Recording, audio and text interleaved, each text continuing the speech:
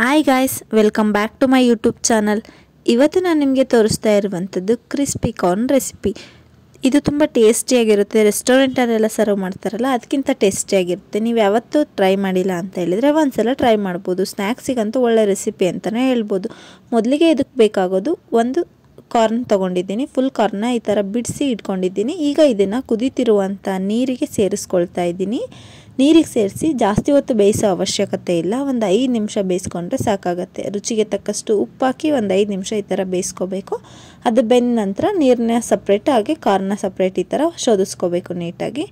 ಇದಾದ ನಂತರ ಇದು ಸ್ವಲ್ಪ ತಣ್ಣಗಾಗಲಿಕ್ಕೆ ಬಿಡಬೇಕು. ಬಿಸಿ ಇರುವಾಗಲೇ ನಾವು ಏನನ್ನ ಕಲಿಸ್ಕೊಳ್ಳೋಕೆ ಹೋಗ್ಬಾರ್ದು. ಇದ್ರ ಜೊತೆ ಮಿಕ್ಸ್ ಮಾಡಿ ಇದು ತಣ್ಣಗಾಗಬೇಕು. ಇದು ತಣ್ಣಗಾದ ನಂತರ ಅದನ್ನು ಒಂದು ಬೌಲಲ್ಲಿ ಎತ್ತಿಟ್ಕೊಳ್ತಾ ಇದ್ದೀನಿ.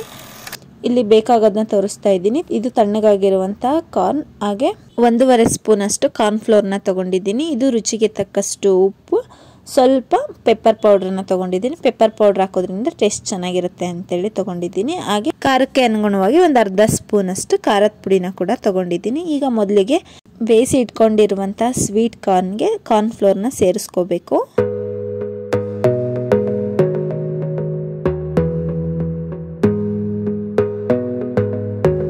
ನಂತರ ಖಾರದ ಪುಡಿನೂ ಕೂಡ ಸೇರಿಸ್ಕೊಳ್ತಾ ಇದ್ದೀನಿ. ನಿಮಗೆ ಕಾರ್ನ್ಫ್ಲೋರ್ ಇನ್ನೂ ಸ್ವಲ್ಪ ಬೇಕು ಅಂದರೆ ಆ್ಯಡ್ ಮಾಡ್ಕೋಬೋದು. ಹಾಗೆ ರುಚಿಗೆ ತಕ್ಕಷ್ಟು ಉಪ್ಪು ಹಾಕಿ ಲಾಸ್ಟಲ್ಲಿ ಪೆಪ್ಪರ್ ಪೌಡರ್ ಹಾಕಿ ಇದನ್ನು ಒಂದ್ಸಲ ನೀಟಾಗಿ ಮಿಕ್ಸ್ ಮಾಡ್ಕೋಬೇಕು. ಇದಕ್ಕೆ ಬೇರೆ ಏನನ್ನ ಸೇರಿಸೋ ಅವಶ್ಯಕತೆ ಇಲ್ಲ. ಹೀಗೆ ಮಿಕ್ಸ್ ಮಾಡಿದರೆ ಸಾಕಾಗುತ್ತೆ.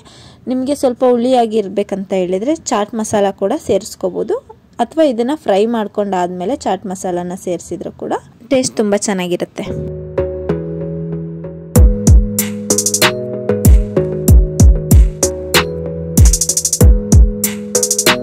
ಇವಾಗ ಚಳಿ ಜಾಸ್ತಿ ಇರೋದ್ರಿಂದ ಸಂಜೆ ಟೈಮಲ್ಲಿ ಬಿಸಿ ಬಿಸಿಯಾಗಿ ಏನಾದರೂ ತಿನ್ನಬೇಕು ಅನಿಸ್ತಾ ಇರುತ್ತೆ. ಆ ಟೈಮಲ್ಲಿ ನೀವು ಇದನ್ನ ಸ್ನ್ಯಾಕ್ಸ್ ಆಗಿ ಮಾಡಿಕೊಂಡು ಸರ್ವ್ ಮಾಡ್ಕೋಬೋದು. ಟೇಸ್ಟ್ ಅಂತೂ ತುಂಬ ಚೆನ್ನಾಗಿರುತ್ತೆ. ಇದನ್ನ ಈ ಥರ ಮಿಕ್ಸ್ ಮಾಡಿದ ನಂತರ ನಾನಿಲ್ಲಿ ಎಣ್ಣೆನ ಕಾಯಲಿಕ್ಕೆ ಇಟ್ಕೊಂಡಿದ್ದೀನಿ. ಈಗ ಒಂದು ಪ್ಲೇಟ್ ಮೇಲೆ ನಾನು 1-2 ಟಿಶ್ಯೂ ಪೇಪರ್ನ ಹಾಕೊಳ್ತಾ ಇದ್ದೀನಿ. ಟಿಶ್ಯೂ ಹಾಕೋದ್ರಿಂದ ಅದರಲ್ಲಿರುವಂಥ ಜಾಸ್ತಿ ಎಣ್ಣೆ ಐಟಮ್ ಏನಾದರೂ ಇದ್ದರೆ ಈ ಟಿಶ್ಯೂಗೆ ಹೀರ್ಕೊಳ್ಳುತ್ತೆ ಅಂತೇಳಿ.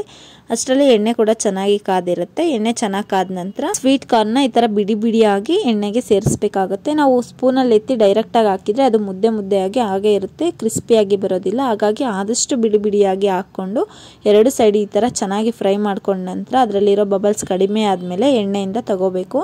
ನೀವು ನೋಡ್ತಾ ಇರ್ಬೋದು ಇಲ್ಲಿ ಎಷ್ಟು ಕ್ರಿಸ್ಪಿಯಾಗಿ ಬಂದಿದೆ ಅಂತ. ಟೇಸ್ಟು ಅಷ್ಟೇ ತುಂಬ ಚೆನ್ನಾಗಿರುತ್ತೆ. ನಾನೀಗ ಟಿಶ್ಯೂ ಮೇಲೆ ಹಾಕೊಳ್ತಾ ಇದ್ದೀನಿ. ಏನಾದರೂ ಎಕ್ಸ್ಟ್ರಾ ಎಣ್ಣೆ ಇದ್ದರೆ ಟಿಶ್ಯೂ ಅಲ್ಲಿ ಹೋಗುತ್ತೆ ಅಂತೇಳಿ ಅಷ್ಟೇ.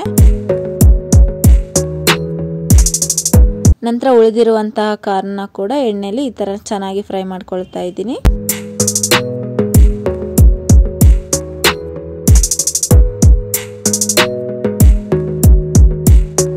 ಇದೆಲ್ಲ ಎಣ್ಣೆಲಿ ಚೆನ್ನಾಗಿ ಫ್ರೈ ಆದ ನಂತರ ನಾನು ಇದನ್ನ ಎಣ್ಣೆಯಿಂದ ತೆಗೆದು ಪ್ಲೇಟ್ಗೆ ಹಾಕೊಳ್ತಾ ಇದ್ದೀನಿ. ಫ್ರೈ ಮಾಡಿರುವಂಥ ಕಾರ್ನ ಒಂದು ಬೌಲಲ್ಲಿ ಹಾಕ್ಕೊಂಡು 1 ಚಿಟಿಕೆಯಷ್ಟು ಚಾಟ್ ಮಸಾಲಾನ ಸೇರಿಸ್ಕೊಳ್ತಾ ಇದ್ದೀನಿ. ಹಾಗೆ ಚಾಪ್ ಮಾಡಿ ಇಟ್ಕೊಂಡಿರುವಂಥ ಈರುಳ್ಳಿನ ಕೂಡ ಸೇರಿಸ್ಕೊಳ್ತಾ ಇದ್ದೀನಿ. ಹಾಗೆ ನೀವು ಹುಳಿ ಇಷ್ಟಪಡೋದಾದರೆ ಸ್ವಲ್ಪ ನಿಂಬೆಹಣ್ಣನ್ನು ಸೇರಿಸಿ, ಕೊನೆಯದಾಗಿ ಇದಕ್ಕೆ ಚಾಪ್ ಮಾಡಿ ಇಟ್ಕೊಂಡಿರುವಂಥ ಕೊತ್ತಂಬರಿನ ಸೇರಿಸಿ ಒಂದ್ಸಲ ನೀಟಾಗಿ ಮಿಕ್ಸ್ ಮಾಡಿ ಸರ್ವ್ ಮಾಡ್ಕೊಂಡ್ರೆ ಟೇಸ್ಟಿ ಆದಂಥ ಕ್ರಿಸ್ಪಿ ಕಾರ್ನ್ ರೆಡಿ ಆಗುತ್ತೆ. ನೀವು ಹಾಗೆ ಕೂಡ ಸರ್ವ್ ಮಾಡ್ಕೋಬೋದು. ಇದೇನನ್ನ ಆ್ಯಡ್ ಮಾಡಿದೆ, ಬಟ್ ಇದೆಲ್ಲ ಹಾಕಿದರೆ ಒಂದೊಳ್ಳೆ ಟೇಸ್ಟಿಯಾದ ಚಾಟ್ ರೆಡಿ ಆಗುತ್ತೆ ನಿಮಗೆ.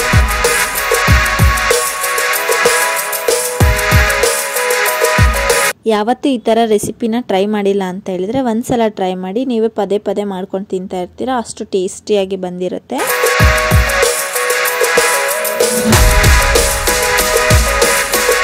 ಈ ರೆಸಿಪಿನ ನಿಮ್ಮ ಫ್ರೆಂಡ್ಸ್ ಮತ್ತು ಫ್ಯಾಮಿಲಿ ಜೊತೆ ಶೇರ್ ಮಾಡಿ. ಹಾಗೆ ಯಾರು ನಮ್ಮ ಚಾನಲ್ನ ಸಬ್ಸ್ಕ್ರೈಬ್ ಮಾಡದೆ ನೋಡ್ತಾ ಇದ್ದೀರಾ ದಯವಿಟ್ಟು ಸಬ್ಸ್ಕ್ರೈಬ್ ಮಾಡ್ಕೊಳ್ಳಿ.